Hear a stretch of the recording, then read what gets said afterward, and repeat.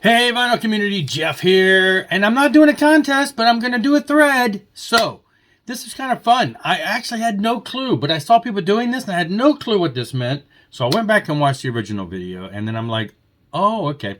This is for Chris Propfe, Musically Obsessed, and his Hipgnosis, which I'm looking at that word, and I'm like, that's not, what is he saying? What does that mean? I don't get what it doesn't look like it's spelled right, but I see what it is. But anyway, turns out that it is a company that did artwork for a lot of different albums. So I'm like, how the heck would I ever figure that out? And then I said, oh, wait a minute. So I went to my Discogs where all of my records and CDs and everything are cataloged, and I just typed in Hipgnosis, and a bunch of albums popped up. And I'm like, oh, so you click on some of those, and if the person who put them into the database was detailed enough to note to edit the credits for photography or, cover design or things like that. And if they put that in there, it showed up. So I found, oh, wow, I do have a lot of records or, a lot of releases, a lot of CDs, but a handful on vinyl. He only went to see 3 to 5. So I found 5. I literally found more than that, maybe 10. But so I pulled all these records. And then I thought, okay, this is cool. Then, oh, wait a minute, here, somebody else did it. Let me check and look at somebody else. So I went over and watched Mike, PC31, the Vinyl Policeman's list, and he actually had the book that came out, which looks fantastic. It just looks like it'd be an awesome book to have of all the artwork that this company did, Hipgnosis company did. And the very first album he showed, I'm like, okay, so I took that off my list because I'm like, I don't have many, but, that was one of them. So I put aside Bad Company. But I found a couple others. I'm assuming, based just on what this guy said, that these are valid. I don't have the book like Mike, so I can't go check for sure. Close Enough for Rock and Roll by Nazareth. Again, I'm trying to look on here, and, I didn't want to read all the fine print just to see where it listed it. But this was listed as being one of them. I'm hoping that's the case. So there's one. And then this makes sense because they were a UK company. So I was finding a lot of, I had some UFO albums. I didn't show those because those are pretty common. I tried to go slightly more obscure. Danger Money by UK.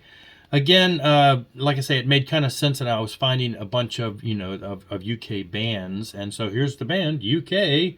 So, and yeah, this is one I picked up in the used bin. And, if you're not familiar with this album, it's got Terry Bozzio on it. And, of course, and we know this is the early John Wetton stuff before he went on to do, Asia and all that stuff. But there is an album, I guess the first album with them, which I still want to pick up. And I see it has been reissued, actually, that had, who was it on drums? Bill Ward or somebody familiar that I'm like, yeah, I should pick it up. It didn't have Terry Bozzio. But anyway, so there's the second one that was listed.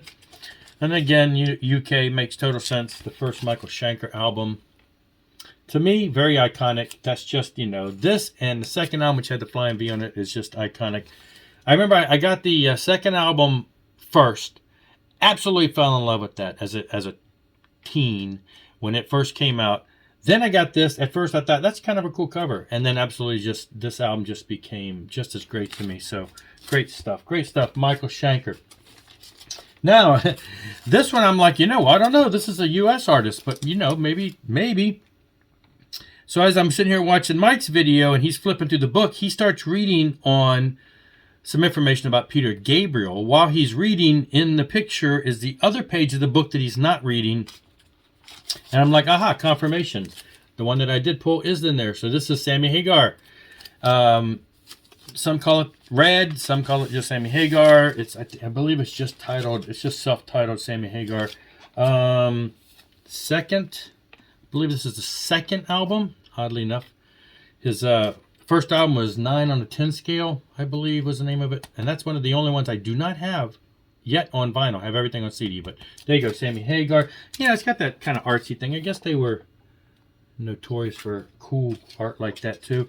And actually the next album, Musical Chairs, I believe, which is the third album, also is listed as being from Hipgnosis. So there you go.